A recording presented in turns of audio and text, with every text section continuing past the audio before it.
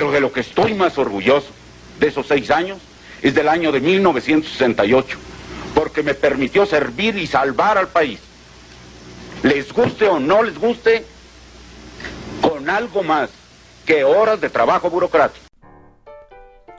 ¿Qué manera tan más fuerte de abrir este podcast si no con las palabras del mismo Gustavo Díaz Ordaz, donde él dice que salva a México a raíz de los eventos del 2 de octubre de 1968? Obviamente eso la gente no lo entiende y me atrevo a decir que hasta el día de hoy lo sigue sin entender. Inclusive yo mismo no lo entendía cuando tenía 13, 14, 15 años y pensaba que sí, que en efecto era un asesino y que no tenía justificación lo que había hecho.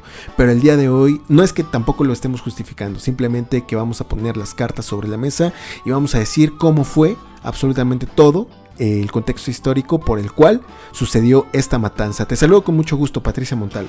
¿Qué tal, Fer? Me da mucho gusto saludarte y sí, como comentas, hoy vamos a platicar de todo lo que ocurrió en el año de 1968 y también en años anteriores, todo este contexto político y social que se vivía no solo en México, sino también en el mundo. Así que, para que ya comencemos, vamos primero a unos comerciales. Cotizar y contratar un servicio legal nunca había sido tan fácil. Hemos reinventado la forma de ejercer la abogacía y la solución a tus conflictos está a unos cuantos clics. Sigue estos pasos. 1. Entra a nuestra página de Facebook y presiona la pestaña de Servicios. 2. Lee nuestro catálogo, ubica tu asunto y dale clic. 3. Presiona el botón Cotizar y ¡listo! Así de fácil y sencillo, uno de nuestros abogados se pondrá en contacto contigo para platicar al respecto. ¿No encontraste tu asunto en el catálogo o no estás seguro? No te preocupes, simplemente da clic en el botón Cotizar y nosotros te atenderemos. Soluciones nuevas para generaciones nuevas. Deja de perder el tiempo yendo y viniendo con abogados en los que no confías. El futuro es digital. Sigue nuestra página para acceder al contenido de valor que te daremos. Servicios Legales FA. ¿Te gusta estar informado, pero tus ocupaciones diarias te impiden dedicar tu tiempo a buscar información? ¿O simplemente estás harto de los medios amarillistas que solo desinforman? Aprovechando la metida de pata de WhatsApp, hemos creado nuestro canal de Telegram donde publicamos las noticias más sobresalientes en los ámbitos económico, político, legal y social de México y el mundo. Nunca nadie más volverá a verte la cara de idiota, porque lo sabrás todo. Encuéntranos como @derechoenfa desde el buscador de Telegram o ve a la descripción de este podcast donde encontrarás el enlace directo para suscribirte. Ahora sí, regresamos. Y bueno, amigos, ya estamos de regreso. Vamos a empezar a platicar sobre el contexto, ¿no? Vamos a platicar precisamente del Che Guevara. ¿Qué tiene que ver el Che Guevara? Tiene que ver mucho, muchísimo. ¿Sale? También vamos a platicar de qué era lo que se vivía en esos entonces, finales de los años 60, y cómo era el contexto internacional. Acabamos de, bueno, no es cierto, no acabamos de salir de la Segunda Guerra Mundial, eso ya tenía como 20 años, 25 años. Sin embargo, lo que sí estábamos viviendo era la Guerra Fría, ¿no? Esta guerra ideológica que se temía que fuera armada, que fuera militar y peor aún con la bomba atómica, ¿no? O sea, literal el fin de la humanidad. Y simplemente era el choque de dos potencias mundiales, de esas potencias mundiales de aquellos entonces. Por el lado capitalista obviamente estaba Estados Unidos y por el lado socialista la Unión de Repúblicas Socialistas soviéticas, ¿no? Más conocida como la URSS. Ellos intentaban literal, ¿no? Como hacerse no de territorio, sino de aliados, ¿no? En diferentes partes del globo, y eso generaba tensión, ¿no? Porque eran dos modos de producción completamente opuestos y por los que valdría la pena iniciar una guerra, ¿no? Así es, este contexto un tanto pues complicado, complejo para el mundo en general, también se venía acompañado de movimientos sociales como fue el movimiento hippie, ¿no? Y lo que perseguía esa igualdad ante todos y esa parte de no tener una propiedad, sino que todo era de todos, algo completamente contrario a la idea o más bien a los principios del capitalismo. Entonces era bastante complicado lo que sucedía y obviamente de todo esto salió una persona bastante característica y representante que fue justamente Ernesto Guevara. Ernesto Guevara es un argentino, hijo de una clase social privilegiada, y aquí hay que decirlo, todos los revolucionarios y todos los socialistas nunca sintieron el hambre, jamás sintieron el hambre. Bien dicen por ahí, no puede haber revolución, más bien no se puede hacer revolución con el estómago vacío, ¿no? Y esto es algo que es importante mencionarlo aquí. ¿Por qué? Porque para entender todo el movimiento socialista y el tipo de gente que está en ese tipo de movimientos, hay que entender al Che Guevara, porque son un reflejo de esta persona, ¿no? Ya lo dijimos, él nace en el seno de una familia pues con buen poder adquisitivo. También hay que recordar que en esos entonces a Argentina le iba muy bien, en general a toda América Latina. Se tenía una promesa de que América Latina iba a ser, si no el nuevo Europa, sí una región del mundo avanzada y con digamos con mucho futuro para entrar al primer mundo. Pero bueno, a los argentinos, a los venezolanos y obviamente a los mexicanos les iba espectacularmente bien, y a la familia del Che Guevara no era excepción. Él estaba estudiando en la universidad, como buen huevón se sale, no quiere estudiar y quiere ir a unas rodadas en motocicleta, ¿no? Cuéntanos más. Así es, recordemos que precisamente Ernesto estudiaba medicina, pero no terminó la licenciatura, no terminó la carrera, prefirió ir en busca de la aventura, no quería que su vida fuera igual a la de alguien más, él quería ser auténtico y perseguía estos ideales de libertad, ¿no? Me atrevo a decir que tal vez de manera nata, ese era su ideal, no tener una vida tradicional y trascender. Abusados con esta parte de su personalidad que me parece sería un parteaguas para lo que posteriormente continuaría con el socialismo, ¿no? Y esto es lo que hace, se va con uno de sus amigos a varias regiones de América Latina, a varios países. Ajá, pasa por todos y cada uno de estos países y llega a Guatemala. Guatemala era de los primeros países en que tenía desestabilización política y social. Estábamos viendo también una insurrección en esos entonces y él se enamora de la revolución, o sea, de eso, de los caudillos, de la guerra, de buscar ¿no? Ajá, de la guerra, de buscar más que reivindicar a la clase obrera o a los pobres, el simple hecho de ponerse como el salvador del pueblo. No sé si me entiendan, tenía esos como delirios, ¿no? Y precisamente vale la pena hablar de él porque ese es el tipo de gente que simpatiza con ese tipo de movimientos, ¿no? Si quieren saber exactamente vida y obra de Ernesto el Che Guevara, ¿no? Que obviamente el Che pues, se le pusieron porque era argentino. De Ernesto Guevara les voy a dejar en la descripción un video de un biógrafo, de un periodista que lo ha investigado completamente a fondo, ¿no? Y que nos sirvió también como para reforzar pues todos los datos que estamos aquí virtiendo, ¿no? Pueden buscarlo en la caja de descripción. Pero bueno, vamos a decir que en Guatemala él se enamora de este tipo de cosas, conoce a una mujer peruana que es también la que le termina de dar la estocada final metiéndole en la cabeza todas las ideas del marxismo-leninismo, y con eso se convence de que él quiere ser un revolucionario, ¿no? Luego después de eso llega a México, y lo curioso es que en la Ciudad de México se gesta la Revolución Cubana. ¿Por qué? Porque ahí conoce a Fidel Castro. Bueno, ahí conoce a los hermanos Castro, sobre todo también conoce ex guerrilleros cubanos, ¿no? Que obviamente ya habían intentado un golpe de estado y fueron aprisionados y exiliados de su país, regresaron a México a refugiarse. Y algo curioso, ¿no? También México tenía esta política de abrazar a los perseguidos, ¿no? También le dio tan solo asilo a Trotsky, ¿no? Hay que recordar, a todos los de la Guerra Civil Española y este tipo de cosas, ¿no? México abría las puertas, ¿no? Entonces en la Ciudad de México se gesta la retoma de Cuba, ¿no? Sale bien esa batalla, no por méritos propios de Fidel o de su hermano o del mismo Che Guevara, sino porque el mismo ejército se retiraba, ¿no? Pero bueno, eso váyanlo a escuchar en el video que les estamos dejando. Pero ¿por qué hablamos del Che? Precisamente para describir ese tipo de gente, ¿no? Gente ingenua, gente... ¿Cómo le llamarías tú? Pues yo me atrevo a decir que es gente poco letrada, porque justamente aunque él estaba estudiando a la universidad, él no había leído nada acerca de Marx, ni siquiera conocía estos ideales cuando decidió irse en busca de la aventura, ¿sabes? Entonces a él justamente lo que lo convence es esta mujer peruana y obviamente Fidel Castro, ¿no? Y él se deja llevar simple y sencillamente por lo que escucha y por lo que él alcanza a percibir de esos enfrentamientos guerrilleros en los que él había estado.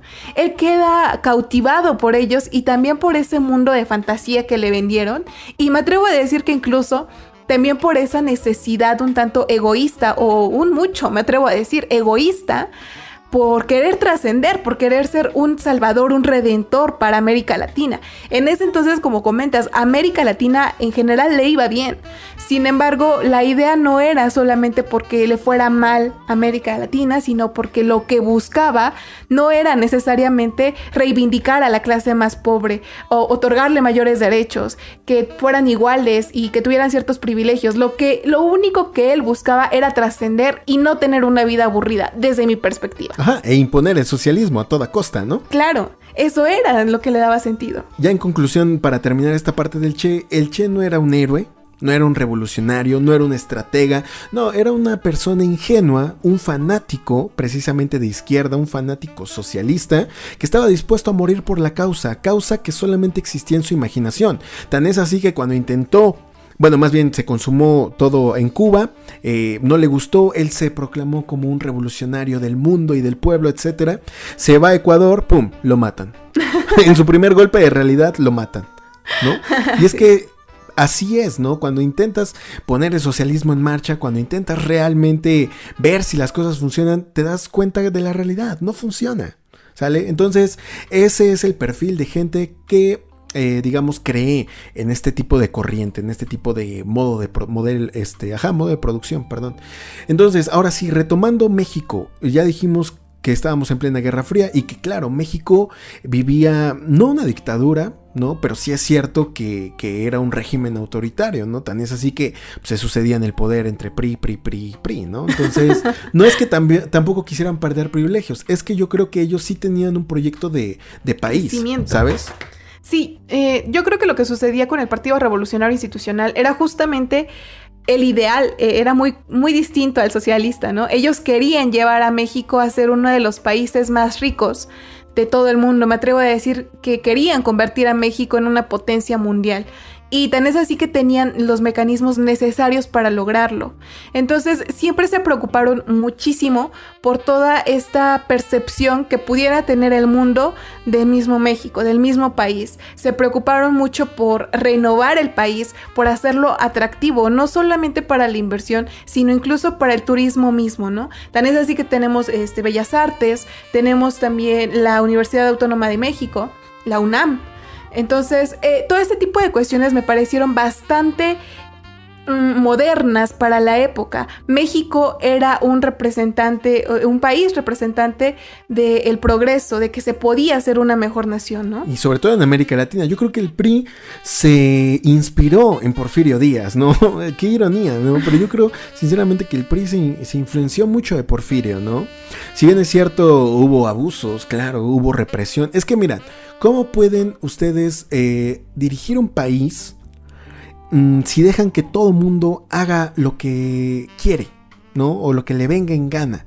Nunca jamás vas a tener a la gente contenta, y inclusive de manera personal, jamás vas a tener a tus amigos, a tus conocidos de manera satisfecha con lo que estás haciendo, menos un país que es algo súper complejo, ¿no? Siempre va a haber grupos de choque, siempre va a haber gente que dice que lo puede hacer mejor, etcétera, ¿no? Pero si tienes un proyecto de nación, si las cosas están funcionando, si levantaste a un México de las ruinas después de la revolución en tan solo 40, 50 años, y que ahora la Ciudad de México era sinónimo de modernidad, pues yo creo que iban por el lado correcto, ¿no? Sobre todo también el poder adquisitivo del mexicano era absolutamente abrumador, y si no, pregúntenle a sus abuelos, ¿no? Que eran obreros, compraron terrenos y hacían sus casas, ¿no? Y mantenían a 6, 8 hijos, e inclusive a las mujeres, ¿no? Que en ese entonces pues también las mujeres no trabajaban y pues bueno, estaban en casa, ¿no? A eso es a lo que yo voy. Una sola persona podía mantener a 8 o 10 personas, y de eso muy poca gente se da cuenta. Sí, recordemos también que justamente derivado de toda esa cuestión de la Guerra Fría que se vivía, Estados Unidos tenía una crisis tremenda con la inflación y México no la pasó tan mal. Sí existía, pero no afectó tanto como le afectó a Estados Unidos. Yo creo que es de las pocas veces que podemos decir que este tipo de cosas sucedieron. Siempre resulta a la inversa o estamos acostumbrados a eso, pero en aquella época no, así de bien le iba a México. Otra cosa también bastante importante de esta época es que no vino sola, el movimiento del 68 no vino solo. Antes de llegar al 68 hubo muchos movimientos sociales, uno de ellos lo que sucedía con los ferrocarrileros y también lo que sucedió con los médicos. Los médicos reclamaban un mejor salario, existía mucha diferencia entre lo que ganaba un médico del IMSS, un médico del ISSSTE y un médico de la Secretaría de Salud. Entonces, había mucha inconformidad realmente. Empiezan este tipo de marchas, obviamente se empiezan a reprimir, se empiezan a conceder ciertos privilegios, entre comillas, para que puedan estar contentos y puedan estar tranquilos. Hasta ahí todo está relativamente en orden. El problema comienza justamente cuando estos jóvenes, los jóvenes estudiantes, idealistas, comienzan a buscar mayor libertad de expresión. ¿Y qué sucede? Pues que comienzan a ser reprimidos, comienza a haber literalmente persecuciones donde los militares... Ejército. Uh-huh. Exacto, donde el ejército y los militares entraban precisamente a la universidad en busca de estos jóvenes, los golpeaban e incluso los tenían presos, ¿no? Por varios tiempos. Este tipo de circunstancias fue lo que motivó al movimiento del 68.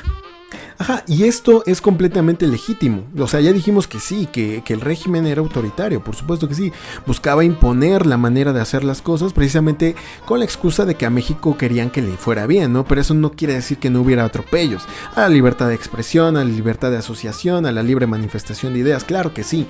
Y por eso nace esta lucha estudiantil, ¿no? Gente de preparatoria. ¿Cuántos años puedes tener en la prepa? 15, 16, 17, e inclusive en las universidades sigue siendo medio meco, ¿no? 18, 19, 20.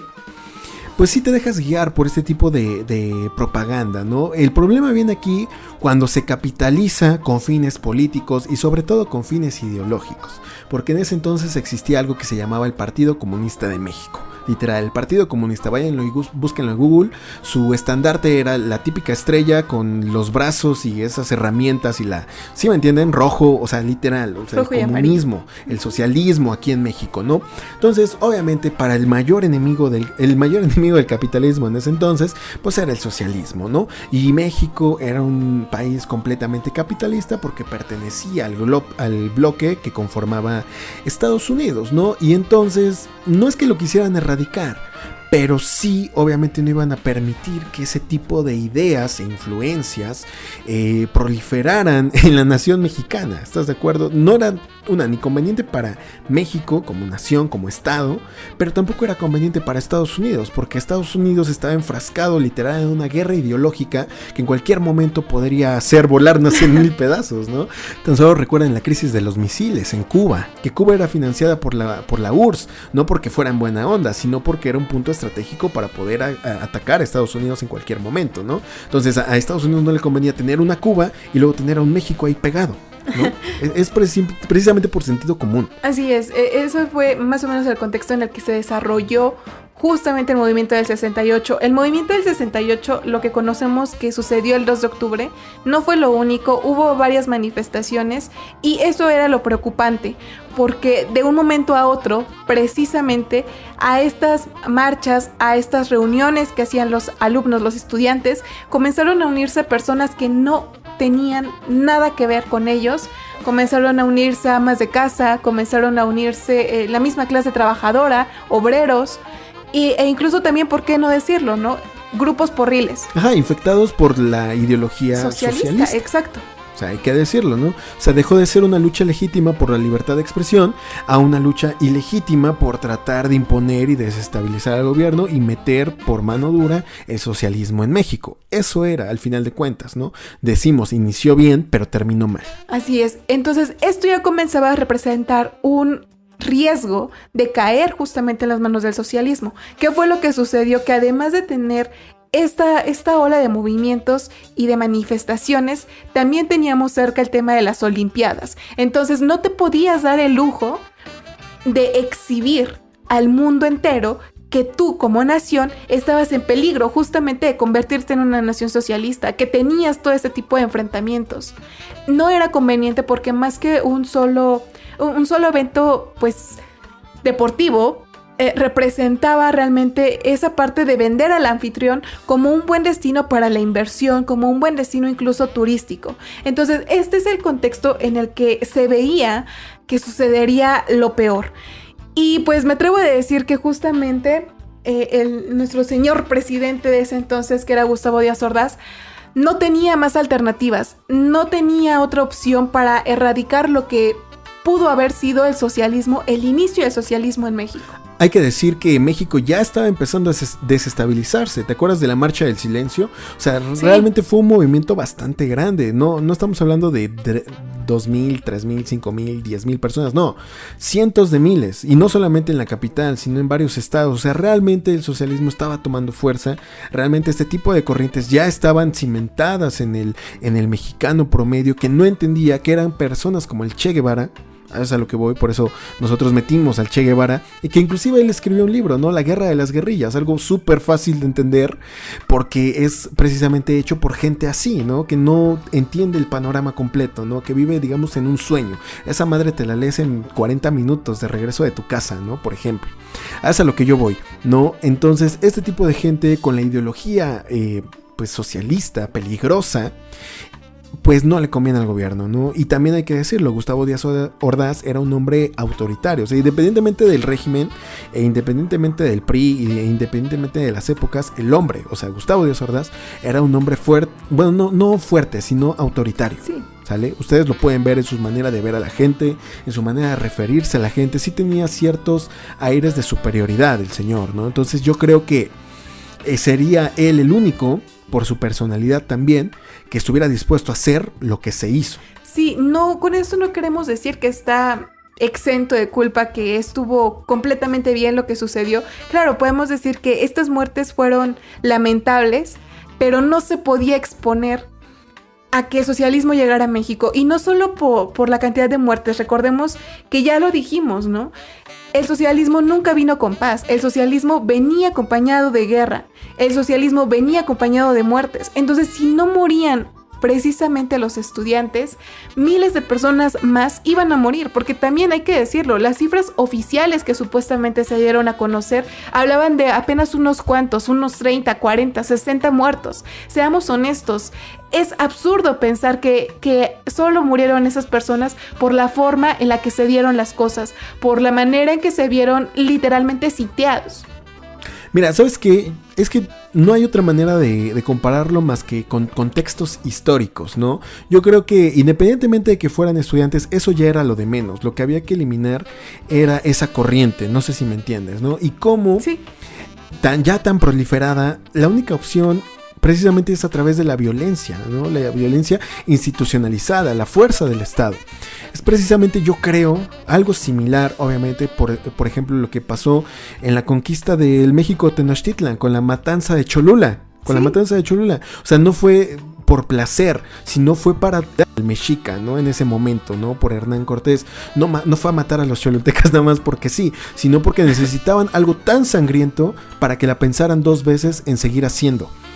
O en seguir conspirando contra el comitivo español y tlaxcalteca, ¿no? Entonces yo lo veo de esta manera, se necesitaba algo tan violento y una fuerza tan abrumadora del Estado que la pensaran dos veces antes de continuar proliferándose, ¿no? Así es, sin lugar a dudas, me parece que no pudiste haber encontrado mejor ejemplo.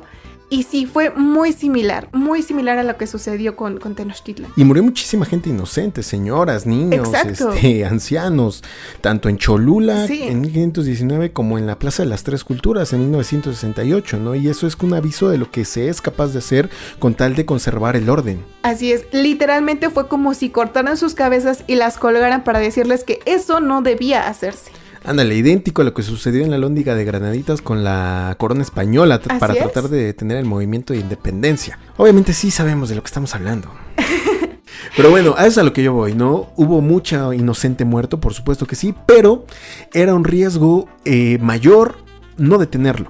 Definitivamente, sobre todo justamente también por todo lo que se venía en ese mismo año con las Olimpiadas. O sea, estaban literalmente a días, a semanas de que tuviéramos a medios internacionales en México cubriendo notas, ¿no? Entonces no se podía permitir que esto se siguiera extendiendo. Fue un mecanismo bastante duro, me atrevo a decir tal vez brutal. Pero necesario. Pero sí, pero necesario hasta cierto punto, sí. Se escucha feo, podrían juzgarnos de ser unas personas muy frívolas e inconscientes, pero tenía que hacerse.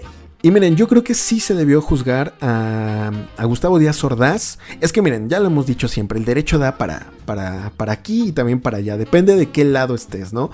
Si quisieras juzgar a Gustavo Díaz Ordaz, pues bueno, él es un genocida, por así decirlo, ¿no? Pero también podrías justificar que precisamente se actuó así porque ellos estaban incurriendo en un delito que era traición a la patria, que era, ¿qué otro te gusta? Amenaza a la seguridad nacional, conspiración incluso. Ajá, todo este tipo de delitos, o sea, hay para dónde, ¿no? O sea, el derecho es muy, no sé cómo decirlo, el derecho es apasionante, ¿no? Pero el derecho está en todo. El derecho está en todos lados, pero bueno, a lo que voy es que sí pudieron haber habido consecuencias de derecho para Gustavo Díaz Ordaz, ¿no?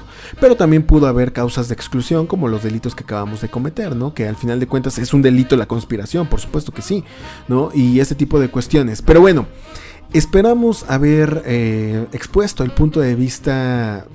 Es que nadie habla de esto, Pati, ¿te das cuenta? O sea, yo jamás he encontrado un documental, un relato, un ensayo acerca de los motivos por los cuales se tomó esa decisión tan abrumadora.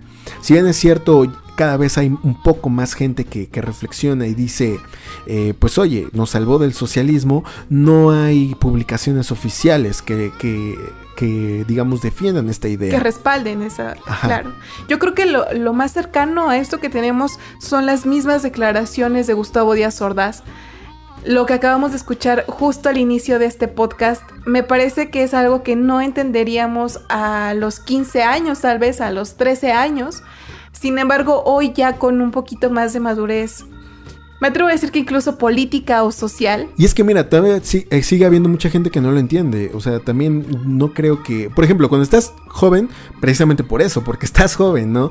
Pero queremos pensar que conforme vas avanzando a tus 22, 25, 28, 30 años, te das cuenta, pero no es así. ¿Sale? Yo creo que también necesitas otro tipo de educación. También puede ser el tema de la educación. Pero sin lugar a dudas me parece que lo más cercano a algo oficial son las mismas palabras de Gustavo Díaz Ordaz en esta entrevista que me parece tan icónica y tan simbólica porque existe cierto recelo en la forma en la que lo dice. Él no se autodenomina como un superhéroe ni nada de estas cosas, pero él sí lo dice, te guste o no y les guste o no, yo salvé a México del socialismo. Con algo más que horas de trabajo burocrático, ¿no? Entonces, es que realmente sí, o sea, yo creo que obviamente no es un héroe, yo creo que sí sirvió a México, ¿no? En el sentido de funcionario público, ¿no? Hizo literal, o sea, él sí cumplió guardar y hacer guardar la Constitución. Porque estás de acuerdo que si llega el golpe socialista, lo primero que van a hacer es cambiar la Constitución. Obviamente. Sí. ¿No? Entonces, velar y hacer respetar la Constitución. Él fue, yo creo que el único presidente que sí lo hizo, ¿no? Sí, un presidente bastante rígido, energético, pero que era necesario en esos tiempos. Años después, Gustavo Díaz Ordaz muere por un cáncer de colon. Igual su sucesor Luis Echeverría le da una embajada. Se va de México precisamente por todo este ámbito político y social. Obviamente la gente no entendió lo que hizo y sigue sin entenderlo. Y por eso es mejor alejarse del país, ¿no? En una entrevista que le hacen, me gustaría ya ir cerrando este podcast con estas palabras, ¿no? Le preguntan que si él ve un México antes y después de Tlatelolco. Es decir, que si México cambió gracias a Tlatelolco, y él se voltea y le dice, no, México sigue siendo México gracias a Tlatelolco, y si no fuera por eso, usted, muchachito, no estaría aquí haciéndome esas preguntas. México es el mismo gracias a Tlatelolco, porque si no, quién sabe qué hubiera sido de México socialista. Mi nombre es Fernando Cortés, me pueden encontrar en Twitter como @CortésFernando_, Cortés con S, todo junto, @CortésFernando_. Yo soy Patricia Montalvo y recuerden que me encuentran en Twitter como @PatMontalvo, Pat con doble T y Montalvo con V. Recuerden que ya tenemos página de Facebook y en la descripción estará el enlace. Nos escuchamos el día jueves. Yo creo que con lo que suceda con el movimiento del 8M, ¿no? Estamos seguros que también estamos viviendo momentos históricos en la vida de México y vale la pena analizarlos y platicar de esto, ¿no? ¿Qué te parece, Pati? Me parece muy buena idea. Estoy de verdad bastante emocionada porque podamos hablar de esto y también que podamos ver las consecuencias que traerá para las elecciones del próximo mes de junio. Ya saben, aquí pura política contada por abogados y nos vemos el jueves. Adiós.